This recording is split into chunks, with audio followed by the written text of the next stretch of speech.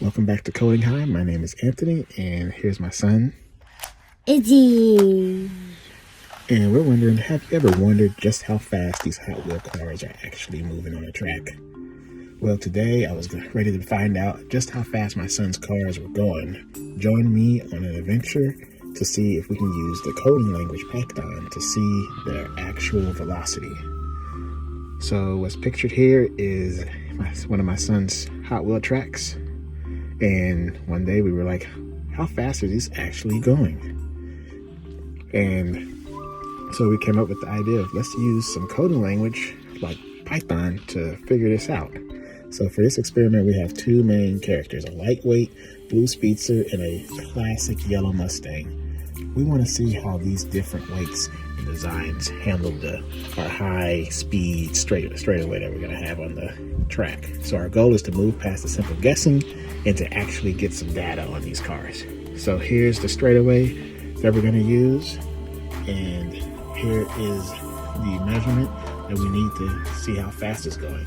So it measured out to be about 13 inches, and every good experiment needs a precise baseline. So we're using 13 inch for the red straightaway as our speed trap.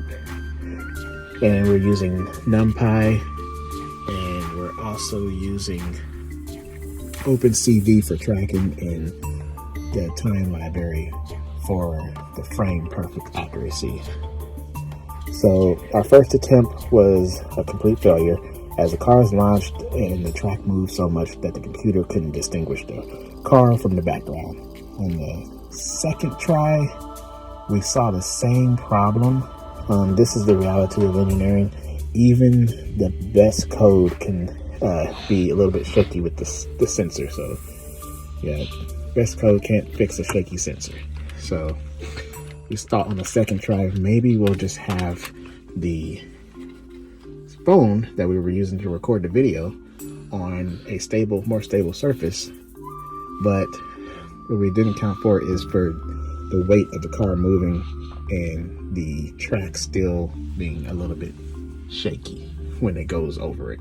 So we got some miles per hour readings, but it wasn't what we were looking for since the track was still shaking. So the third attempt seemed to be our success.